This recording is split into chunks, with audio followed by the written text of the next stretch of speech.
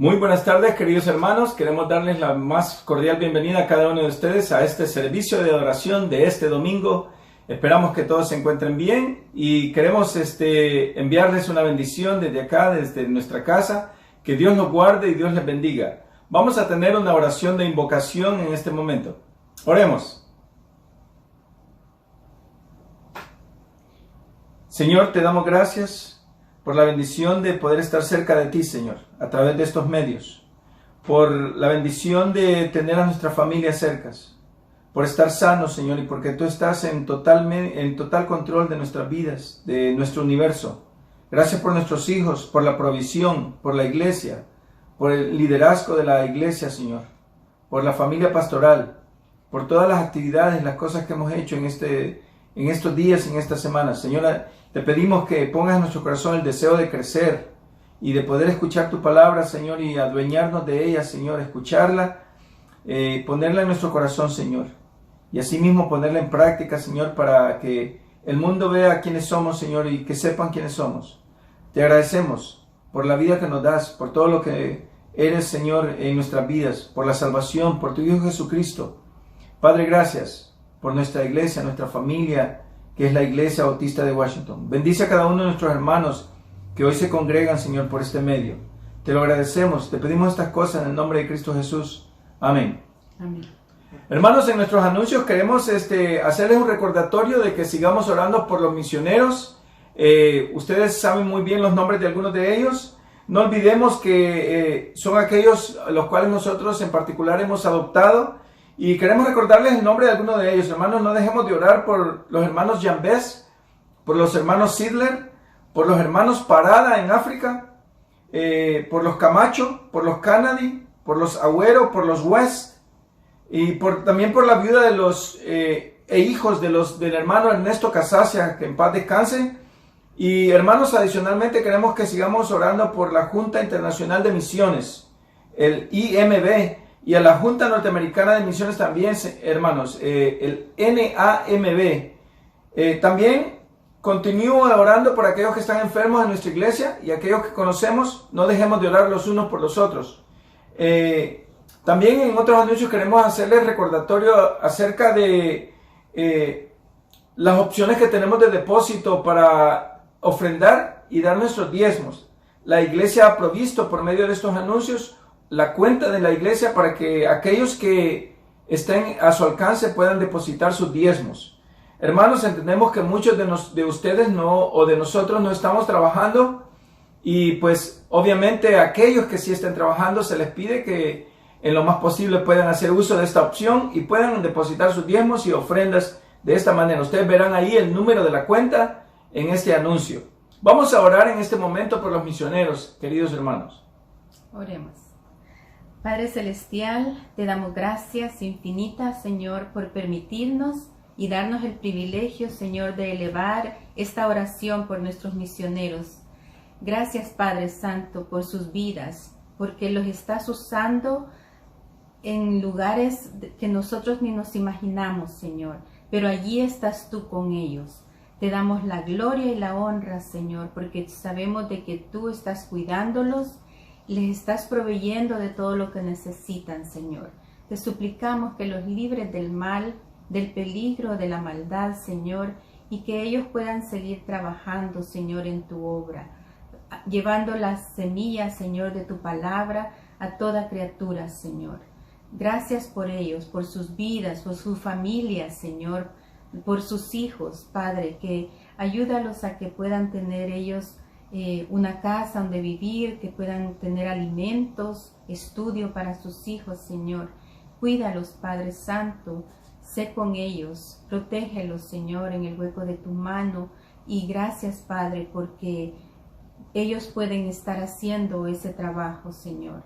Ayúdanos a nosotros aquí donde nos encontremos, en cualquier lugar que estemos, Señor, a también hacer ese trabajo misionero, Señor, que podamos hablarle a otros, a todos los que podamos, Señor, acerca de tu amor, de tu evangelio, de tu palabra santa, Señor. Gracias, Padre, por amarnos, por cuidarnos, por bendecirnos. Gracias por tu fidelidad que es tan grande, Señor. Gracias, te alabamos y te bendecimos con todo nuestro corazón en el nombre de tu Hijo amado Jesús. Amén. Amados hermanos, continuamos invitándoles de que se reúnan y se congreguen por medio de esta plataforma. No se olviden, todos los domingos a las 12:30 de la tarde. Y de nuevo, pues, nada más, unámonos en adoración, cantemos ahí con nuestras familias, adoremos a nuestro Dios, porque nuestro Dios es muy bueno y misericordioso, hermanos. Dios les bendiga a cada uno de ustedes en este domingo. Amén. Ahora tendremos nuestra lectura bíblica. Estaremos leyendo del Salmo 111. Por favor, sigan la lectura en sus hogares. Alabaré a Jehová con todo el corazón, en la compañía y congregación de los rectos. Grandes son las obras de Jehová, buscadas de todos los que las quieren. Gloria y hermosura es su obra, y su justicia permanece para siempre. Ha hecho memorables sus maravillas. Clemente y misericordioso es Jehová. Ha dado alimento a los que le temen. Para siempre se acordará de su pacto. El poder de sus obras manifestó a su pueblo, dándole la heredad de las naciones. Las obras de sus manos son verdad y juicio. Fieles son todos sus mandamientos, afirmados eternamente y para siempre. Hechos en verdad y en rectitud, redención ha enviado a su pueblo. Para siempre ha ordenado su pacto. Santo y temible es su nombre. El principio de la sabiduría es el temor de Jehová. Buen entendimiento tienen todos los que practican sus mandamientos. Su loor permanece para siempre. Y ahora los invito a cantar estas alabanzas para adorar a nuestro Señor.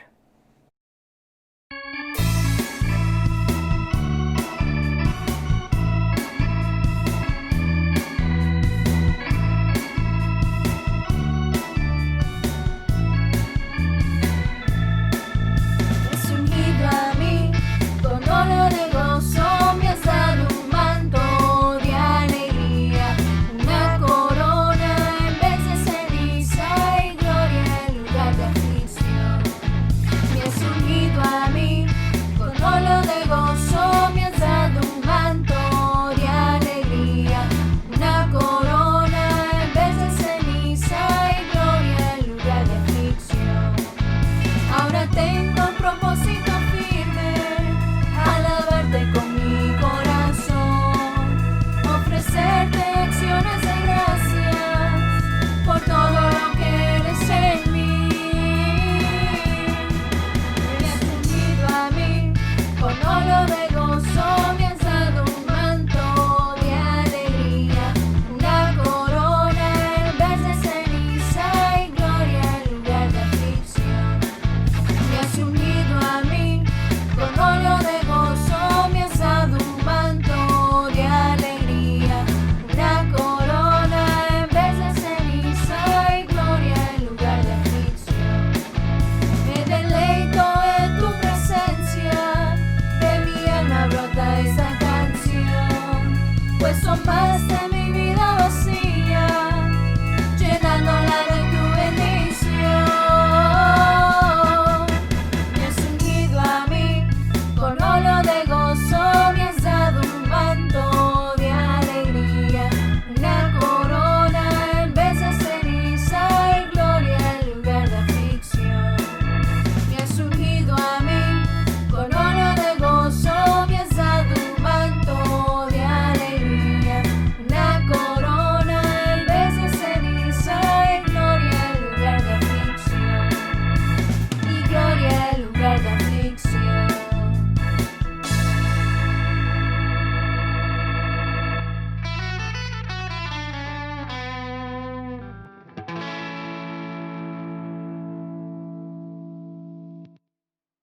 Salmos 69:16 dice: Contesta mis oraciones, oh Señor, pues tu amor inagotable es maravilloso. Cuida de mí, pues tu misericordia es muy abundante.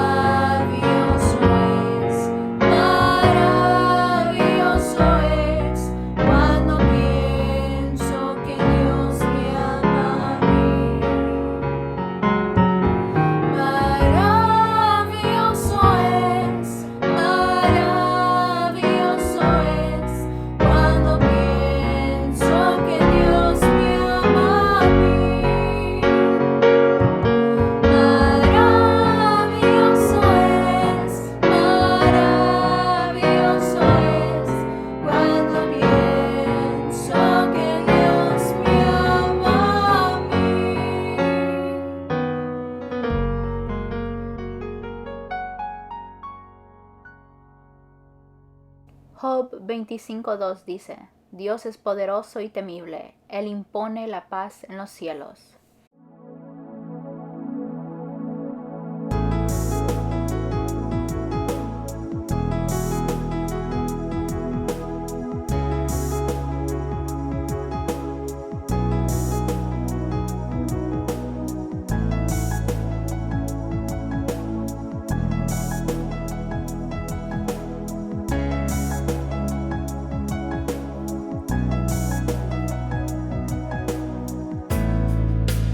Everyone needs compassion, a love that's never failing. Let mercy fall on me. Everyone needs forgiveness, kindness of a Savior, the hope of nations.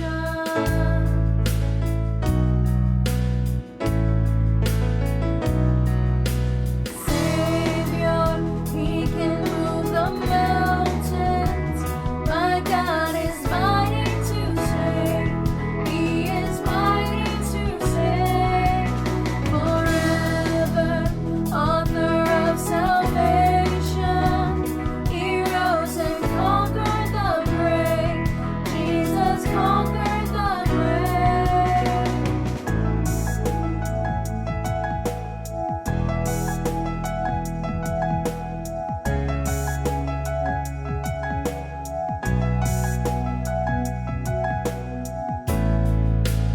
Take me as you find me, all my fears and failures, and fill my life again. I give my life to follow everything I believe in. Now I surrender. I surrender. Savior, He can move the mountains. My God is mighty to save. He is mighty to save. Forever, author of salvation.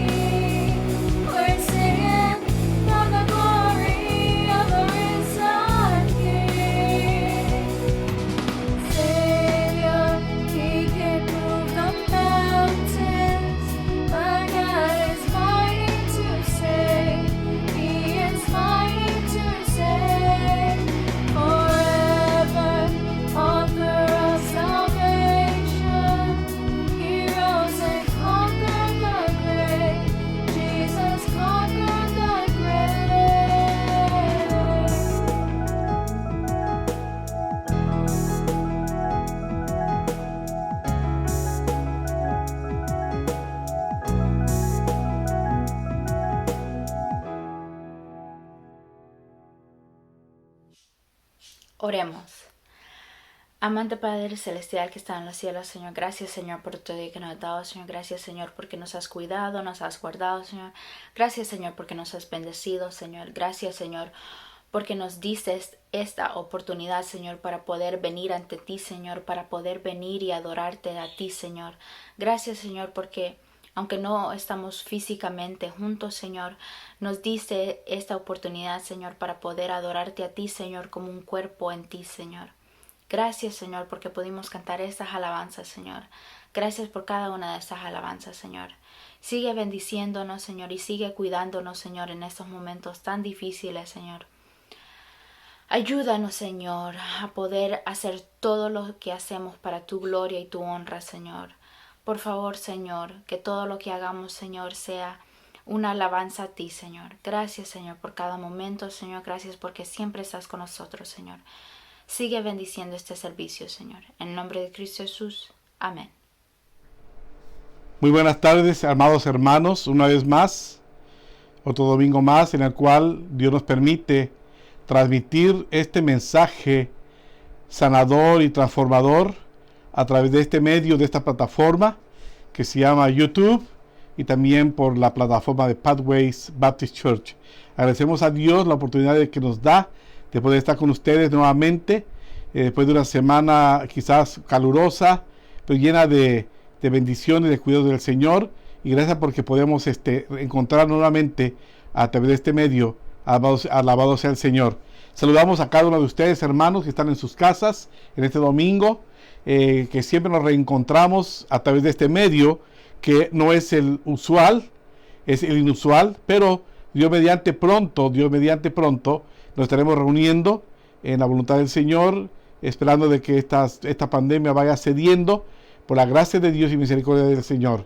Una vez más, hermanos, bienvenidos a este servicio, y a que nos ven a distancia ya en otros países, les saludamos con mucho cariño, especialmente a aquellos que están siempre domingo a domingo sintonizando este programa. Bendiciones para cada uno de ustedes. Queremos recordarles, hermanos, que siempre tengo aquí delante de mí 3 cosas importantes, que es su mascarilla, sus guantes y su hand sanitizer. Siempre tenga con usted esto para que evite el contagio que puede llegar si no tenemos estas cosas a la mano. Tengamos cuidado siempre. Oremos unos por otros, hermanos. Recordemos en oración a nuestros misioneros. Recordemos en oración a su iglesia, a sus hermanos.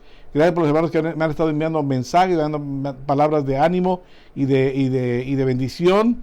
Me han llamado por teléfono. Gracias a todos ustedes, hermanos. Gracias a Dios por sus mensajes, y queremos recordarles que estamos todos los domingos a través de este medio trayendo la palabra y el mensaje del Señor. Una vez más, buenas tardes y que Dios les bendiga. En esta tarde vamos a hablar de lo que implica o lo que ocurre cuando una persona se encuentra con Cristo, ya sea que lo haya premeditado de llegar a Cristo, o que alguien lo haya llevado, o que sin darse cuenta se encuentra con Cristo. Este mundo necesita una transformación, no una transformación económica, lo cual es importante, no una transformación social, lo cual también es sumamente importante. Lo que esta sociedad necesita es a Cristo. Los tiempos son malos, las cosas están revertiendo, la gente a lo malo le llama bueno, y a lo bueno le llaman malo, lo cual nos indica que Cristo viene pronto, y debemos de estar alerta nosotros. Sin embargo, la iglesia tiene que continuar predicando el evangelio a toda criatura, porque Cristo se acerca en su segunda venida. Oramos. Padre, oramos en el nombre de Jesucristo, pidiéndote que tu gracia y misericordia nos acompañe hoy y siempre, en especial en esta tarde que exponemos tu mensaje. Queremos, Señor, que tu gracia y misericordia se derrame en abundancia en la vida de cada uno de los que están escuchándome, y aún más allá. Que tu gracia y misericordia sean abundantes y plenas en nuestras vidas. Te rogamos en el nombre santo de Jesús. Amén. Bueno, estamos en el verano y el calor ha arreciado. Y en esta tarde queremos llevar su atención al capítulo 5 de Lucas, del 1 al 11, donde hallamos una historia interesante, Cristo predicando desde una barca prestada. Hace algunos años llegaron a nuestra congregación un par de jóvenes.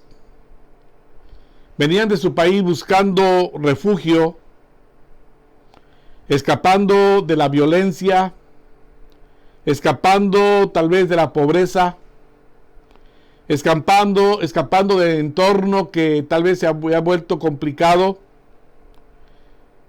tratando de mejorar su situación. Recuerdo bien que estos dos jóvenes llegaron un poco confundidos y desorientados. No sé si el viaje los había mareado. Estaban un poquito desorientados este par de muchachos. Y comenzaron a asistir a nuestra congregación de manera regular, tanto a los servicios, sino también a las actividades que tenían los jóvenes u otras actividades. En una tarde, a una invitación de recibir el Evangelio a Jesucristo y recibir la gracia de Dios, ellos respondieron de manera positiva. Después de un tiempo de discipulado y de enseñanza bíblica, fueron bautizados. Recuerdo que algunos hermanos, al verlos a ellos, a estos muchachos, un poco maltrechos, viviendo donde se pudiera, trabajando en lo que encontraban, a veces no venía, o sobre todo uno de ellos no venía aseado como usualmente uno llega a la iglesia, pero no era problema de él, que no tenía cómo hacerlo de manera como lo hacemos nosotros. Y ellos veían con dudas, veían con cierto recelo a estos jóvenes, porque ellos notaban que todavía no había muchos cambios notorios, claros en sus vidas. Y llegaron a pensar que nunca van a llegar a hacer nada en la iglesia o en la obra del Señor. Los años han pasado y ambos se encuentran sirviendo al Señor de tiempo completo en el campo misionero. Uno en Sudáfrica y el otro en Centroamérica. Me refiero a Alberto y a José. Déjame decir, hermano, que la historia que encontramos en Lucas nos habla de los cambios que Dios realiza en las vidas de las personas que cuando llegan a Él son transformados y llegan a ser algo distinto. Alberto y José, el Señor realizó una transformación paulatina pero clara para que llegaran a ser lo que hoy son ambos. Dios se especializa en cambiar, Dios se especializa en transformar, Dios se especializa en hacer un cambio completo en la vida de las personas. Y en este pasaje de hoy lo vamos a ver con claridad. Jesús se preocupa por las personas. Aun cuando predicaba a grandes multitudes, su mensaje siempre fue dirigido de forma individual. Y tomó de su tiempo para ayudar personalmente a la gente. Vamos a ver el pasaje de la Escritura. Lucas 5, 1 al 11.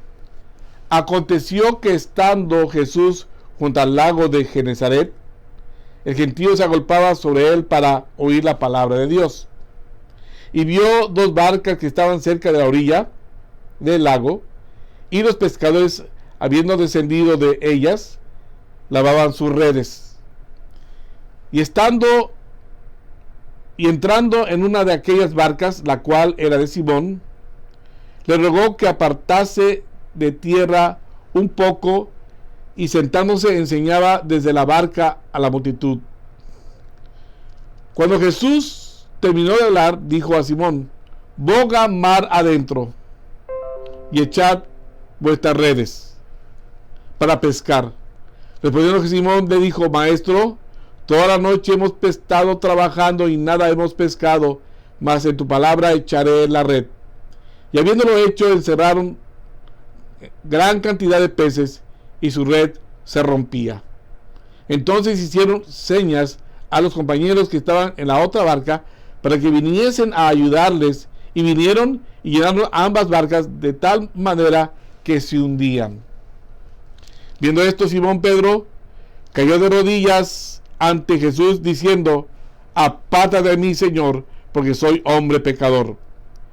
Porque por la pesca que habían hecho, el temor se había apoderado de él y de todos los que estaban con él.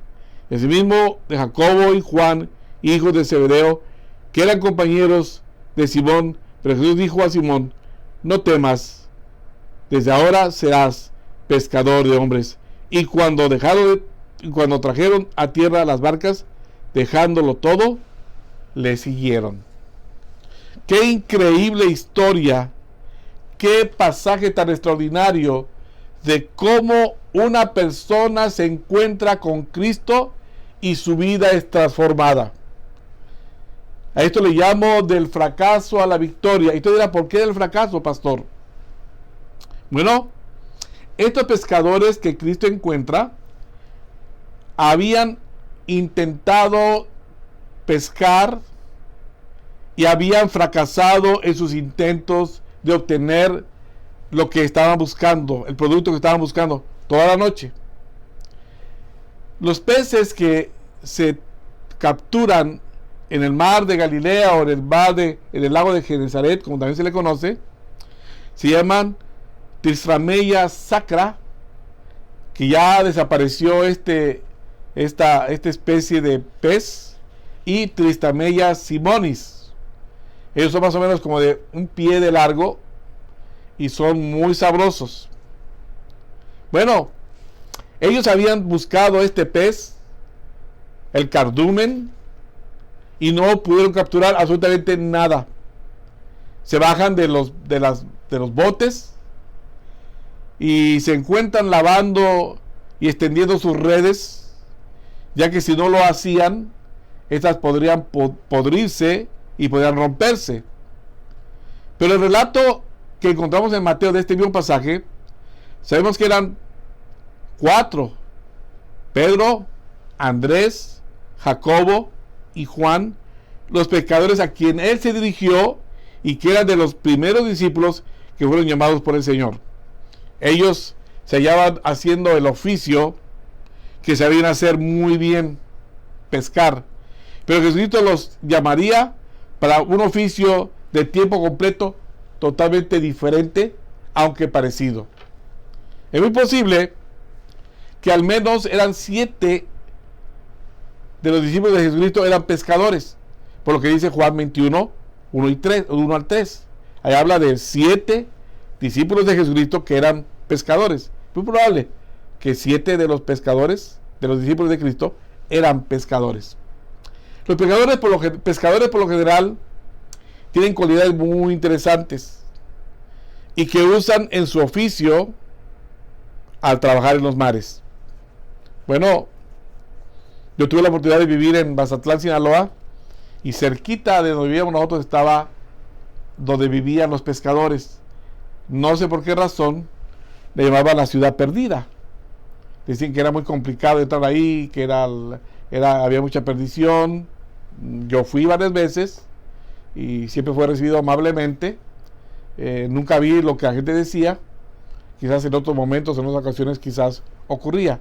Pero yo pude ver esto, que los pescadores son gente arrojada, son gente valiente. Para ser pescador hay que ser valiente, hay que ser arrojado, hay que lanzarse. Además, el pescador es muy audaz, es muy perspicaz, es muy audaz. El pescador es muy paciente. También el pescador es muy determinado, tiene una determinación a toda prueba, pero también tiene otra cualidad que se llama fe, que tarde o temprano va a capturar la pesca. Bueno, yo tenía un hermano llamado Jorge Sataraín. Él era pescador. Su trabajo allá en Mazatlán era subirse al barco y abordar un helicóptero que el barco atunero llevaba. Su tarea era subirse a ese helicóptero con otro piloto, y ellos iban peinando el área donde estaban buscando los cardúmenes, y ellos iban dirigiendo hacia donde el barco se iba a llegar para capturar el atún de aleta amarilla le llaman. Bueno, él me contaba que llegaban hasta arriba de Hawái, iban hacia al oeste, y llegaban hasta Hawái o más adelante. Más o menos se tardaban entre 2 meses o un poquito más en ir y regresar. A veces llegaban con el barco, con el bote repleto de atún, otras veces traían nada más la mitad de la carga. Ellos utilizan unas redes que miden más o menos 2 kilómetros de largo y 18 metros de profundidad. Y se utilizan maquinaria especial para jalar todo la red. Y más o menos son como 50 tripulantes los que van operando estos barcos. Su trabajo es capturarlo y meterlos en los refrigeradores para después procesarlos en tierra firme. Pero solo eran muy arrojados, muy audaces, muy pacientes, muy determinados y gente de mucha fe en su trabajo, de que van a capturar tarde o temprano, van a encontrar lo que están buscando. Los pescadores deben aprender a trabajar en equipo. Algo importante que el creyente debe de aprender lo que es trabajar en equipo y ayudarse mutuamente. Bueno, eso es parte de las características del pescador.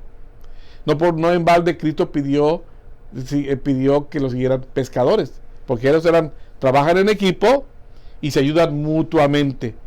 También deben desarrollar las habilidades necesarias para hacer el trabajo rápido y con eficacia. Hermano, usted se ha estado montado en un bote de pesca, pero hay que ser eficiente, hay que ser rápido para poder capturar y poder subir el pez, si es uno o si son muchos, poder jalar la red y subir los peces, vaciarla, y hay que ser eficientes en el trabajo. Los pescadores que yo conocí en Mazatlán nunca se daban por vencido.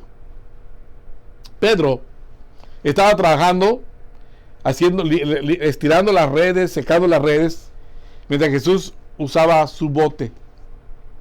La usó como plataforma, como púlpito, para predicar el mensaje de las buenas nuevas de salvación. Simón se hallaba oyendo muy claramente, podemos sacarlo de la palabra del Señor, que estaba oyendo, estaba cautivado con lo que el mensaje del maestro de Galilea tenía que decir. Dice Romanos 10:17 que la fe viene por el oír y el oír por la palabra de Dios. La fe viene por el oír y el oír por la palabra de Dios. Estos hombres habían fracasado en su intento de la captura de peces. Y tal vez se encontraban desconsolados, quizás tenían deudas que pagar. Sin embargo, no se daban por vencidos, sino que estaban extendiendo sus redes, estaban secando sus redes, porque el día siguiente, otra vez por la noche, por el atardecer, iban a ir a pescar nuevamente, esperando tener la captura que ellos necesitaban. Pedro estaba escuchando mientras Jesús estaba hablando en su barca, y Pedro, indudablemente, la fe empezó a moverse en su corazón y en su mente, pues la palabra dice en Romanos 10:17 que la fe viene por el oír y el oír por la palabra de Dios. En poco tiempo Pedro tenía que ejercer su fe y Jesús lo estaba ya preparando. Dice Lucas 5:4-5 nuevamente. Cuando terminó de hablar, le dijo a Simón: ahora ve a las aguas más profundas y echa tus redes para pescar. Maestro, respondió Simón, hemos trabajado mucho durante toda la noche y no hemos pescado nada. Pero si tú dices, echaré las redes nuevamente. Eso se llama fe. Si Pedro no hubiera obedecido la presunta insignificante orden, porque no tenía sentido, acababa de venir de un lugar donde no había peces, y el Señor le dice: ve, boga más adentro mueve la barca un poquito más adentro, mete en un lugar más profundo y echa la red. Y Pedro, sin dudarlo, obedeció. Me parece curioso. Yo pensé que las pescas eran en mares allá lejos. ¿Y no? Cuando estuve en Mazatlán vi que los barcos salen en la tarde y se van a cierta distancia y ahí se quedan. Empiezan a tirar las redes y empiezan a mover las redes para capturar. Es más, en algunos lugares, como en Mazatlán, aún en la misma orilla, usted puede ver miles y miles de peces que la gente va hasta con cubos para capturarlos. Bueno, eso es lo que yo vi. Yo no soy pescador. Puede que esté equivocado en mi apreciación, pero eso fue lo que yo vi en Mazatlán. Pero si Pedro no hubiera obedecido la presunta insignificante o sin sentida orden, él no hubiera participado del milagro. Y muchas veces nosotros, hermanos, por la falta de fe, por la falta de creerle a Dios, por nuestro problema de cuestionar todo a Dios, nos privamos la oportunidad y la bendición de ver milagros que Dios continúa realizando el día de hoy. Quiero escuchar muchos amenes. Puedo ver a Pedro totalmente sorprendido por la orden que le da a Jesús. Y he sabido que el hecho de que el mar de Galilea, la pesca se haga en aguas poco profundas y de noche. Lo que se le pide a estos pescadores era totalmente contrario a su experiencia y al entrenamiento que ellos tenían, pero obedecieron. La fe, el factor fe, en la palabra de Dios es la clave. El que yo le crea a Dios es la clave para que el fracaso se convierta en victoria. Dice Pedro nuevamente, capítulo 5, versículo 5 de Lucas: pero si tú lo dices, echaré las redes nuevamente. ¿De dónde le había surgido esa fe a Pedro? Y nuevamente de escuchar al Señor Jesucristo enseñando las buenas nuevas de salvación, y su fe se fue despertando porque le creyó al Señor.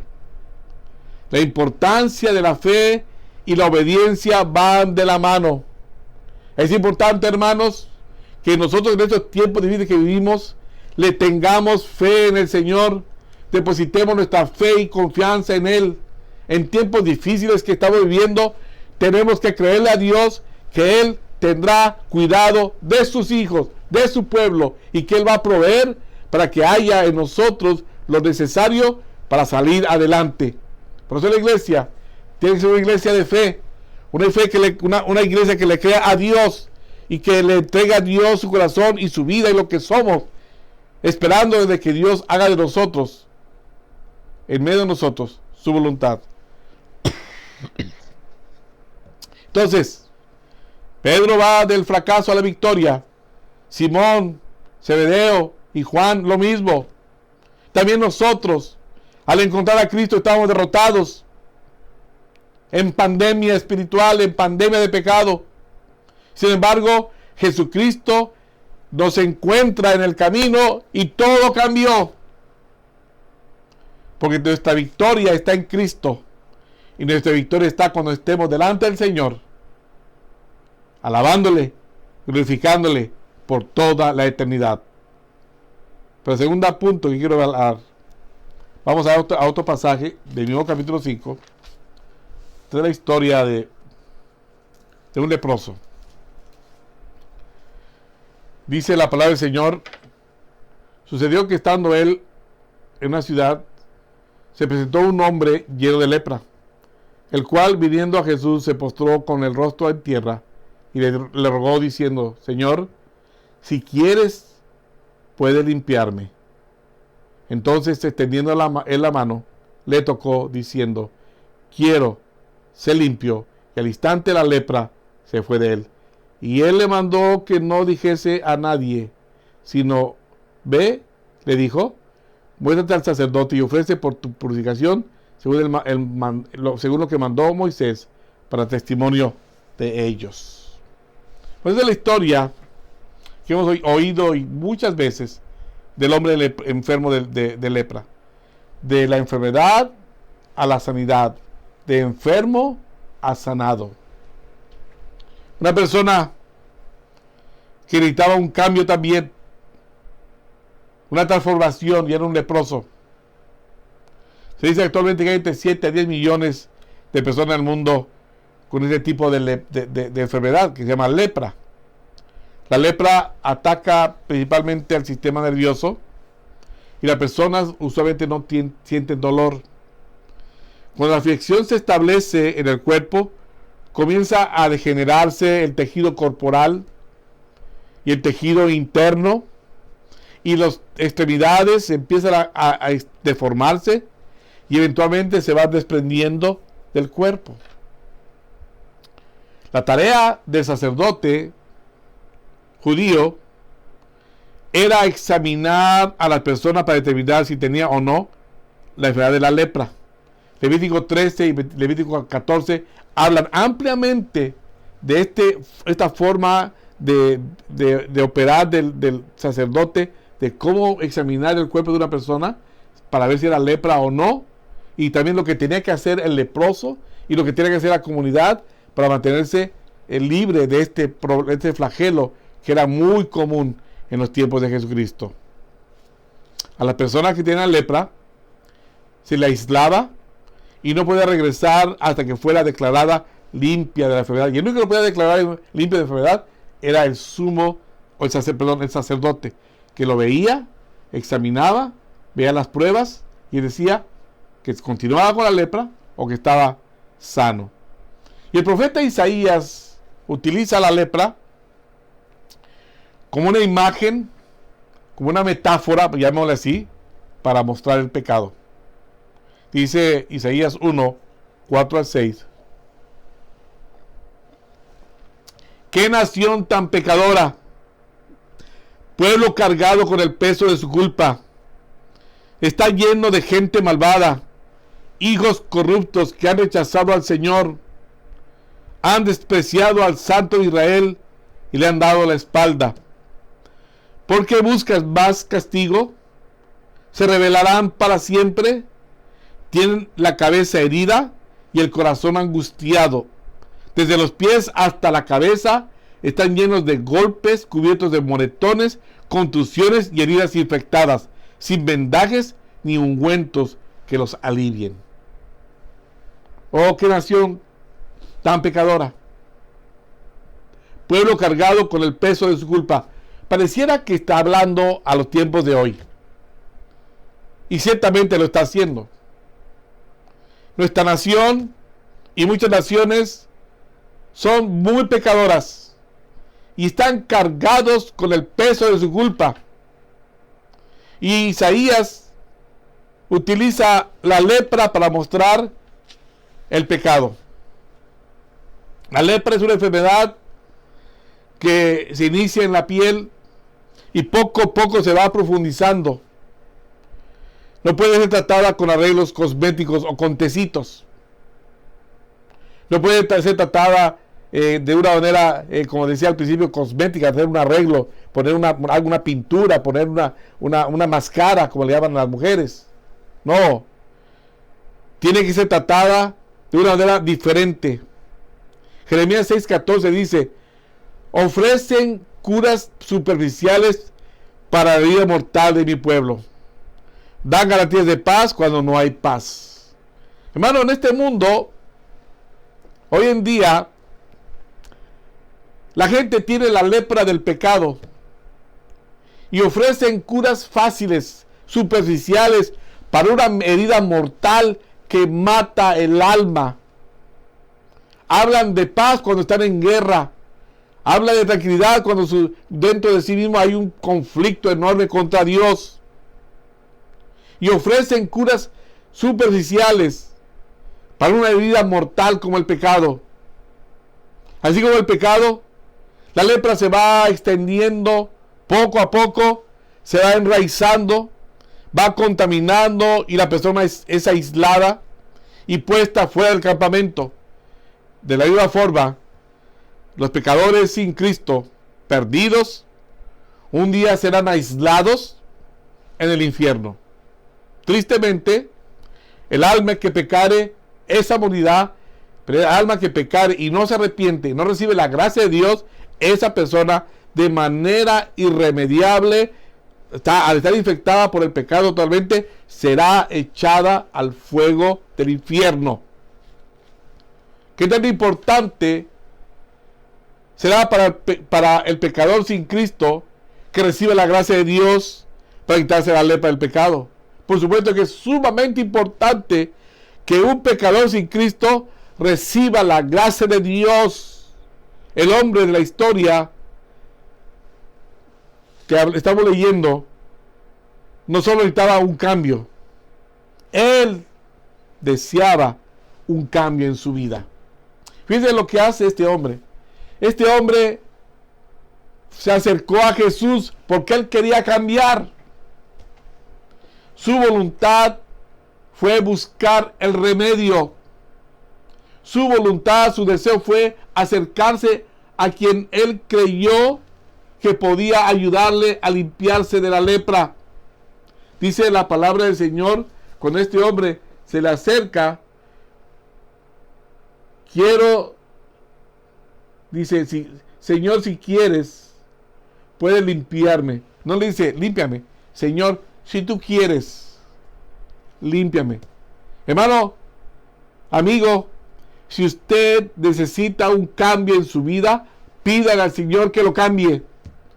No pida oración a la iglesia, oren por mí. Usted mismo vaya delante del Señor, dígale, Señor, quiero que me cambies, quiero que me sanes, quiero que me ayudes, quiero que me salves. A veces dejamos que otros, oren por mí. No. Este hombre fue de manera intencional buscando a Jesús porque él quería ser sanado. Él deseaba un cambio en su vida. A los leprosos le requería distancia social. Pero este leproso decidió romper las leyes que hablaban sobre esto, que hablaban acerca del distanciamiento social, que tenía que estar fuera del campamento, fuera de la ciudad, fuera del pueblo, confinado en un leprosario, gritando siempre que iba caminando que era inmundo, para que la gente se apartara. Pero este hombre, de manera determinada, decidió romper esa ley, esa ordenanza, para acercarse personalmente al Señor Jesucristo. Hermanos, nosotros tenemos que hacer lo que sea necesario para acercarnos al Señor. ¿Cuánto trabajo nos cuesta llegar a la iglesia cuando está abierta? ¿Cuánto trabajo nos cuesta llegar los miércoles al servicio de estudio bíblico? ¿Cuánto trabajo nos cuesta venir a la oración? Pero hay que tomar la decisión. Este día yo voy a ir a la casa del Señor. Yo y mi casa serviremos al Señor. Jesús vino a buscar a los perdidos, a los desposeídos, a los encarcelados, a los encadenados, a los presos, para dar libertad por medio de la gracia de Dios y darle salvación y vida eterna. El leproso se humilló delante de Jesucristo pidiéndole, ten misericordia de mí, maestro. Pero de manera intencional buscó al Señor porque él quería un cambio de la enfermedad a la salud. Quizás usted está enfermo en esta tarde. Pida al Señor usted mismo que le sane. Si usted no ha sido salvo todavía, pida al Señor que lo salve. Él puede hacerlo si usted se acerca con fe a Jesucristo. Él lo puede sanar si usted se acerca con fe a Jesucristo. Este leproso se humilló delante del Señor y le pidió misericordia. Por la gracia y misericordia de Dios, este hombre recibió la transformación. Dice el Señor, quiero ser sano. De hecho, Jesús lo tocó. Estaba prohibido por la ley tocarlo, lo cual indica que el Señor se contaminó. Y eso es lo que Cristo hizo por todos nosotros. Dice 2 Corintios 5:21, al que no conoció pecado, por nosotros lo hizo pecado, para que nosotros fuésemos hechos justicia de Dios en él.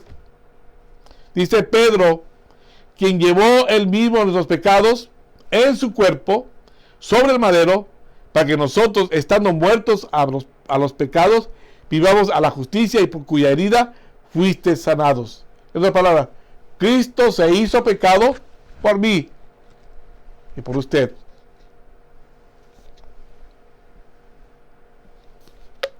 Al leproso se le instruye, se le pide que vaya al sacerdote para obedecer las instrucciones para la restauración prescritas en Levítico 14. Era un procedimiento un poquito tedioso, pero había que hacerlo. Había que ir varias veces y había que matar algunos animales, ofrecer sacrificios, etc. Pero Levítico 14 nos da la precisión exacta de este proceso. Y es la misma que ocurrió en la cruz del Calvario para la salvación de nuestras almas. Cristo se ofreció como sacrificio vivo para que mediante su sangre nuestros pecados, nuestra lepra del pecado fuese limpiada. Capítulo 14 de Levíticos habla claramente del proceso de la purificación de un leproso. Y el Calvario nos habla de lo que Cristo hizo, exactamente lo mismo. El sacrificio de Jesús en la cruz del Calvario para limpiarnos de la lepra del pecado. Jesús instruye al hombre sanado que no revele quién lo había curado. ¿Pero qué va? Él salió corriendo a decir lo que le había ocurrido. ¿Y nosotros? ¿A cuántas personas le hemos hablado de Cristo?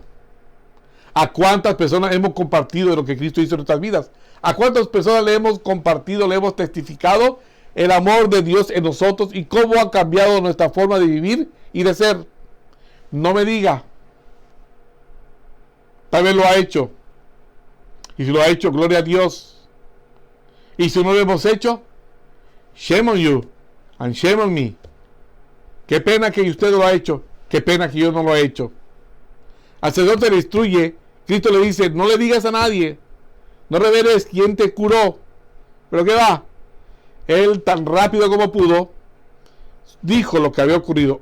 Y nosotros, se nos manda a predicar, ir y predicar el Evangelio a toda criatura. ¿Y qué hacemos?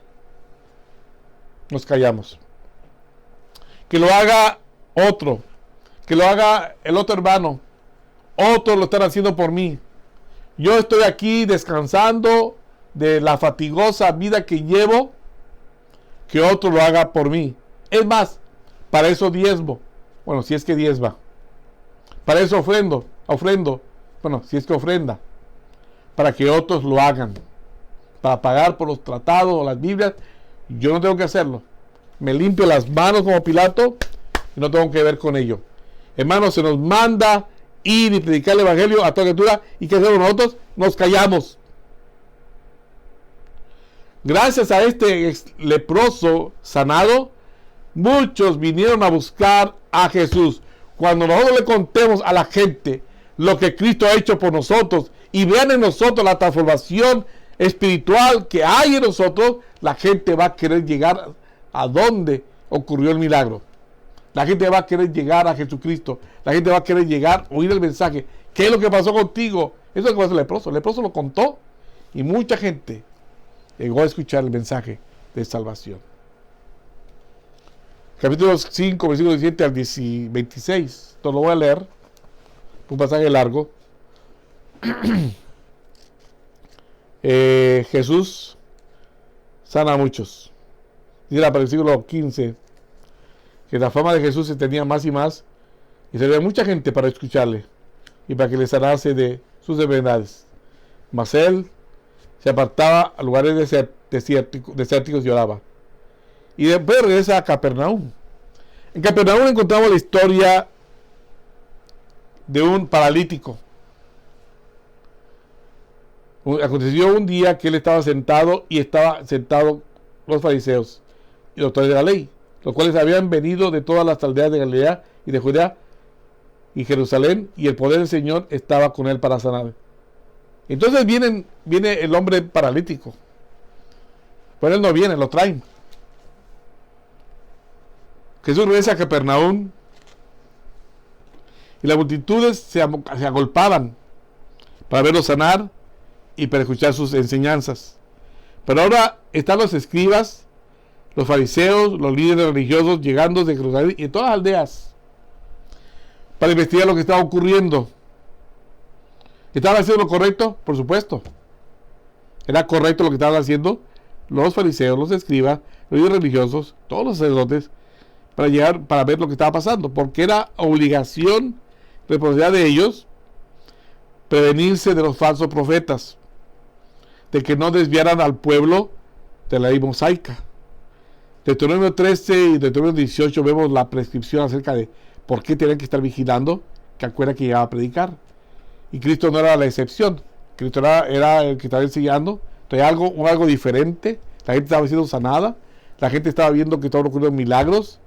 Y la predicación de Cristo era con autoridad. Entonces ellos querían saber qué estaba ocurriendo. Estaban en lo correcto. Ellos habían interrogado ya a Juan el Bautista. Por supuesto, si investigaron a Juan el Bautista y le preguntaron, ¿eres, no eres? Por supuesto que iban a investigar también a Jesús. Ahora, déjeme decirle que la palabra fariseo quiere decir separado, apartado o separatista. El deseo original de los fariseos o de los escribas era entender y magnificar la ley de Dios y aplicarla a su vida. Esto ocurrió en los tiempos de Esdras y de Nehemías, cuando estaban en exilio. Entonces ellos estaban deseando entender a Dios y magnificar a Dios y aplicar la enseñanza del Señor a sus vidas. Sin embargo, con el paso del tiempo, se convirtieron en gente legalista y muy puntilluda, y los líderes pusieron sobre el pueblo cargas pesadas en las personas que resultaban difícil de servir a Dios con alegría. Hermano, eran tantas leyes, tantos requisitos, tantas cargas que pusieron sobre el pueblo de Israel, que ya no era agradable servir al Señor. Ya venían con mucho pesadumbres, como dice el Salmo, yo me alegré como decían a la casa de Jehová, iremos. Pero no todo el mundo estaba con alegría de tanta carga. Además, los fariseos en el tiempo de Jesús eran sumamente hipócritas y no practicaban lo que predicaban. El Sermón del Monte es una aplicación que habla de la superficialidad de la religión farisaica. Hermano, el día de hoy, miramos que el Sermón del Monte se predica una y otra vez, porque muchos de nosotros vivimos un cristianismo muy simple, un evangelio muy superficial, un evangelio descafeinado, un evangelio sin punch, un evangelio sin sabor, un evangelio descolorido. ¿Por qué? Porque vivimos una ley de una vida casi de fariseo. Juzgamos, señalamos, recordamos, no perdonamos, acusamos, y nosotros somos los mejores del mundo. Bueno, si la lepra ilustra la corrupción del pecado, la parálisis ilustra que el pecado paraliza la vida de la gente. La lepra muestra la corrupción, la parálisis ilustra la gente con pecado estacionada. Jesucristo hará algo más para sanar al paralítico. Este hombre es traído por sus amigos, lo traen, eran 4. Los suben por la escalera, me imagino yo, porque era la manera que construían las casas allá. Tener la casa principal y tener una escalera a un lado, porque arriba se veía como terraza, para en las tardes tomar el fresco. Entonces, probablemente eso hicieron, subieron por arriba y abrieron un boquete, un hoyo, un espacio en el techo y por ahí bajaron a este hombre paralítico para presentarlo delante del Señor. Pero esta lección, esta historia, nos habla del perdón de los pecados y enseñaría a los presentes una lección sobre lo que significa perdonar. A esta persona que estaba imposibilitada para caminar, esta persona que quería estar cerca de Jesús, tuvo la dicha de contar con amigos que le ayudaron a llegar a donde se encontraba el maestro de Galilea. Voy a repetir, esta persona paralítica, de ir personalmente a donde estaba Jesús, tuvo la dicha de contar con 4 amigos que le ayudaron a llegar a donde se encontraba Jesucristo. Hermano, esto es algo que está ahí muy importante. Hay amigos nuestros que no saben cómo llegar a Jesucristo. Hay amigos nuestros que no saben leer la palabra de Dios.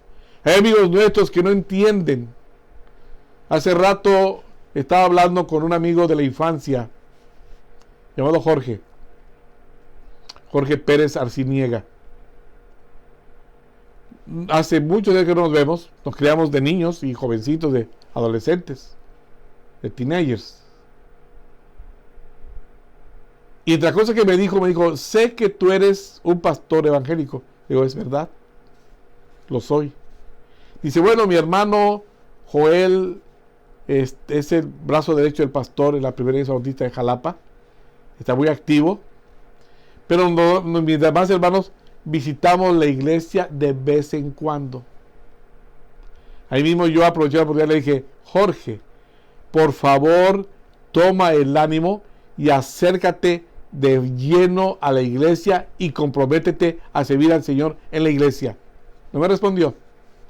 Pero como ya hice el contacto, fue hoy que él me contestó a una solicitud de amistad que hoy mismo le envié, pues voy a aprovechar, para estarlo hablándole constantemente. Ve a la iglesia. Hermanos, gracias a Dios que este joven que estaba paralítico, este hombre estaba paralítico, tuvo 4 amigos que lo ayudaron. Hermano, ¿cuántas personas usted necesita traer a la iglesia para que conozcan de Cristo? ¿Cuántas personas usted tiene que ir a sus casas para hablar de Cristo? ¿Cuántas personas usted puede usted ayudarles a venir a los pies de Jesucristo? Pero a veces nosotros no lo queremos hacer. Estos amigos, 4, ejemplifican cómo se debe ministrar los unos a los otros y ayudar al pecador a acercarse a Dios. Entonces, no solamente lo trajeron, estaban ministrándolo. Hermano, lo que hacemos para el Señor nunca es en vano. Traer a una persona a la iglesia, al templo, hablarle de Cristo, invitarlo, orar por él, nunca es en vano. Y sobre todo si esa persona recibe a Cristo, ¡qué bendición! Lucas 5:20 dice, al ver la fe de ellos, ¿de quiénes? De los amigos, le dijo, hombre, tus pecados te son perdonados. Una vez que decirle, hermano, que Dios honra la fe de las personas, ya que Jesús se da cuenta de que ellos trajeron a este hombre paralítico para que lo sanara.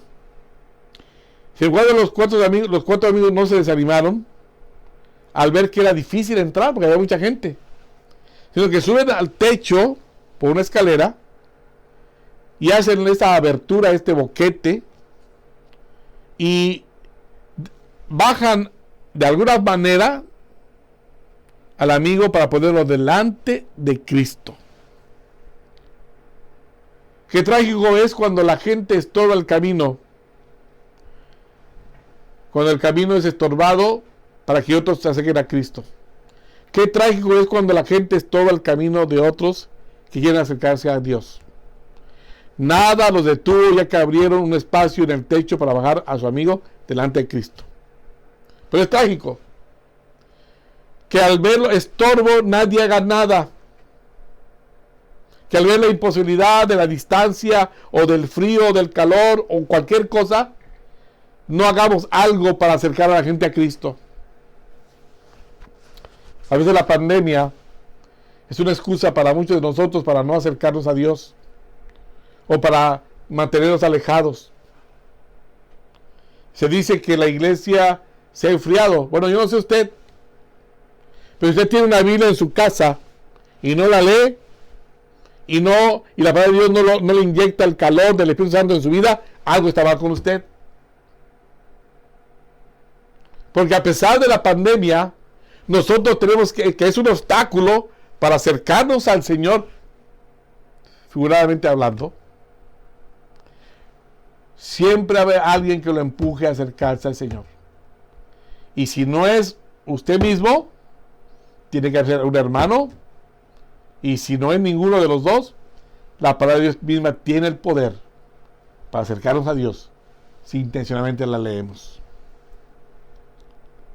El Señor mismo pudo haber sanado a este hombre y haberlo mandado a su casa. Pero no. No solamente le perdonó sus pecados, sino también lo sanó. Y tuvo una oportunidad para enseñar una lección de pecado y de perdón. Era más fácil decir tus pecados son perdonados que levántate y anda. Era más fácil decir tus pecados son perdonados que decir levántate y anda. Dirá, no, pastor, ¿sí? ¿Por qué?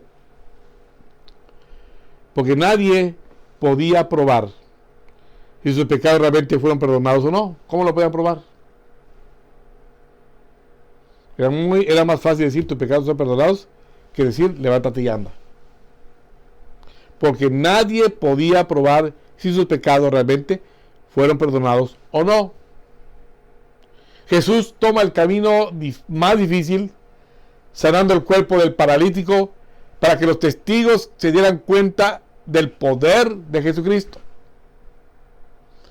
No solamente toma la ruta difícil, toma una ruta complicada, sanando el cuerpo del paralítico para que los testigos se dieran cuenta, los que estaban ahí, el poder que tiene Jesucristo. Realmente que los pescadores, Pedro, Andrés, Jacobo y Juan, no fueron los mismos después de ese encuentro. De ese encuentro milagroso, ya que del fracaso al encontrarse con Jesús, sus vidas llegaron a ser victoriosas. En el caso del paralítico, dice la palabra del Señor que este paralítico, cuando empezaba a pensar, pues Cristo le perdona los pecados primero. ¿Y quién es este? Que habla blasfemias. ¿Quién puede perdonar pecados sino Dios? Entonces Jesús, conociendo los pensamientos que estaban teniendo estas personas, respondiendo les dijo, ¿qué caviláis en vuestros corazones? ¿Qué es más fácil decir, tus pecados te son perdonados, decir, levántate y anda? Pues para que sepáis que el Hijo del Hombre tiene potestad en la tierra para perdonar pecados, digo para él, a ti te digo, levántate, toma tu lecho y vete a tu casa. Al instante el hombre se levantó en presencia de ellos y tomando el lecho en que estaba acostado, se fue a su casa glorificando a Dios. Y todos sobrecogidos de asombro glorificaban a Dios y llenos de temor de que decían, hoy hemos visto maravillas. La historia de los pescadores, Dios los saca del fracaso porque tiene una vida victoriosa. En la historia del leproso, Dios de la enfermedad lo saca a una vida de sanidad. Y recordando de que la lepra es una metáfora de pecado, Dios nos saca del pecado a una vida de santidad. Una vida enferma de pecado a una vida sana con Jesucristo. Y también en el caso del paralítico, recordemos de que muchos creían antiguamente, y tal vez hoy también, que una persona que está enferma algo hizo mal, pecado cometió. En el caso del hombre paralítico, que Cristo sabía que era culpable de pecado, si es que se lo dijera, le perdonan los pecados. No solamente la excepción, que Él lo sana. O sea, Cristo hizo su trabajo completo. De ser culpable de ser perdonado. El fracaso es transformado en victoria.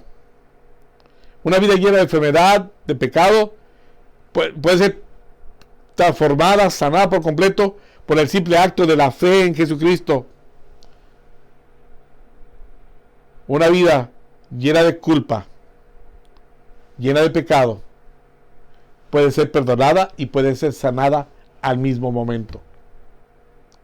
¿Cuánta carga tiene usted en su vida? ¿Cuántos de nosotros tenemos cargas de pecado, de culpas? ¿Cuántos de nosotros tenemos todavía recuerdos ingratos? ¿Cuántos de nosotros llevamos todavía memoria, traemos en nuestra memoria cosas que ocurrieron en el pasado? Cristo puede ayudarte a salir de esa derrota a una vida victoriosa. ¿Cuántos caminan por la vida, deambulan por la vida sintiéndose culpables y no hallan el perdón que Dios ofrece? Cristo ofrece perdón y salvación. Cristo ofrece restauración.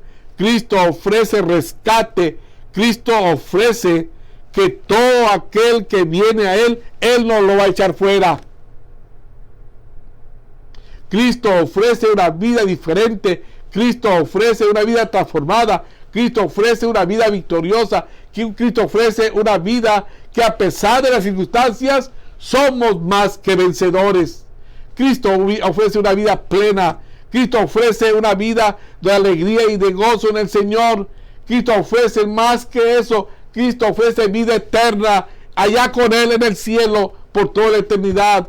Cristo ofrece la garantía de que el que cree en Cristo no perecerá jamás. Y yo les doy vida eterna y no perecerán jamás, ni nadie las arrebatará de mis manos. Los que hemos creído en Cristo tenemos que vivir una vida victoriosa, una vida perdonada, una vida liberada, una vida sana, una vida limpia, una vida pura, una vida para el Señor. Y aquellos que no han creído en Cristo, les animo, les exhorto a que reciban a Cristo en esta tarde. No soy yo el que los convence, es el Espíritu del Señor que habla al corazón de que el que va a ser salvo, y el que va a ser salvo va a escuchar la voz del Señor.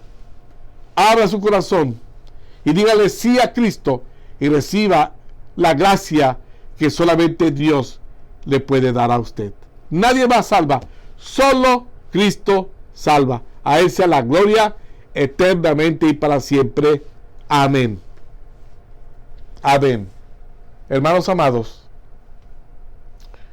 hemos terminado en este día, en esta tarde, esperando que haya escuchado la palabra del Señor con atención y responda de manera positiva al mensaje de la palabra del Señor, no con palabras solamente, sino con hechos tangibles de que usted es una persona comprometida con Cristo, con su palabra y con el Evangelio. Nos vemos el próximo domingo por esta misma plataforma, a esta misma hora. Que Dios les bendiga y les guarde y ponga paz en sus corazones. Es mi oración y mi deseo por cada uno de ustedes. Hasta pronto. Bendiciones a todos nuevamente. Buenas tardes.